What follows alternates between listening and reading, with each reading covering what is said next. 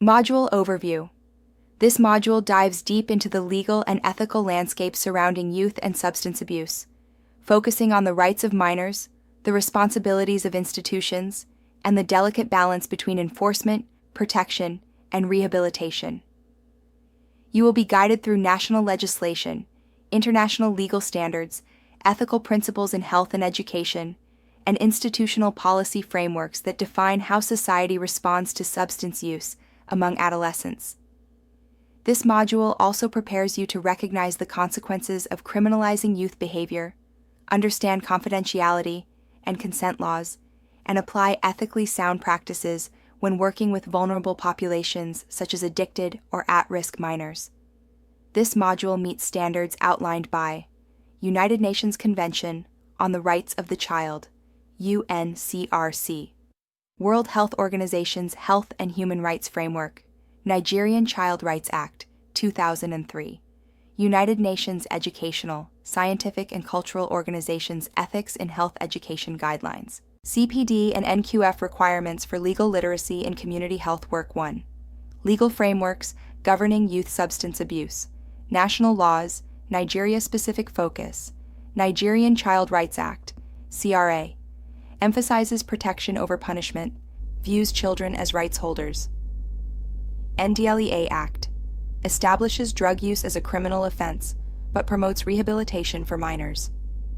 Criminal Code and Juvenile Justice System, special courts and diversion programs for youth. International conventions, UN Convention on the Rights of the Child, CRC, right to health, education, protection from harmful substances, and fair justice. African Charter on the Rights and Welfare of the Child, World Health Organization, guidelines on substance abuse and youth rights. Second, age of consent and legal capacity. Legal age for medical consent in Nigeria, typically 18, but emergency exceptions apply. Legal issues when minors are offered treatment without parental consent. Balancing autonomy and best interest of the child in intervention programs. Confidentiality dilemmas, when to break trust versus when to protect privacy. 3. Criminalization versus rehabilitation. Harmful effects of punitive approaches, e.g., imprisonment, public shaming. Evidence-based alternatives, restorative justice, drug courts, community-based rehabilitation, advocacy for decriminalization of minor drug offenses for youth.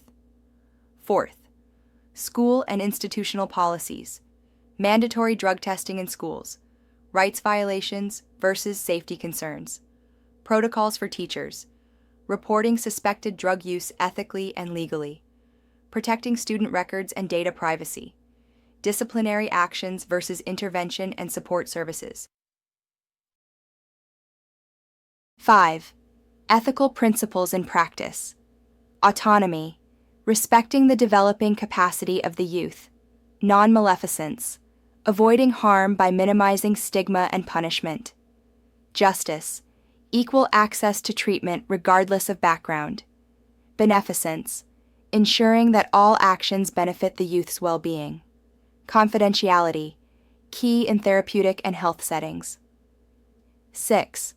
Ethical issues for counselors, educators, and health workers. Is it ethical to involve police in every case of youth drug use? How should educators handle disclosures of substance abuse? Role conflicts, teacher versus mandated reporter, handling parental resistance to intervention. 7. Human rights approach to substance abuse. Substance abuse as a health issue, not a criminal issue. Right to rehabilitation and education, even while in custody. Avoiding systemic discrimination against street youth, orphans, or low-income families. 8. Cultural and religious sensitivities. Respecting beliefs while addressing legal violations, e.g., alcohol in conservative communities. Navigating moral judgment in faith-based environments. Cultural competence in rehabilitation outreach. 9. Role of law enforcement and social welfare referral mechanisms between police and social workers. When arrest is necessary, versus when counseling is sufficient. How the family court system integrates with juvenile rehabilitation centers.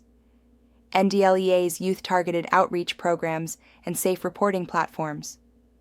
10th, policy advocacy and legal reform importance of advocating for youth drug courts, access to justice, reduced age-based barriers to treatment diversion and decriminalization policies, youth participation in reform, civic education, student parliaments, mock trials.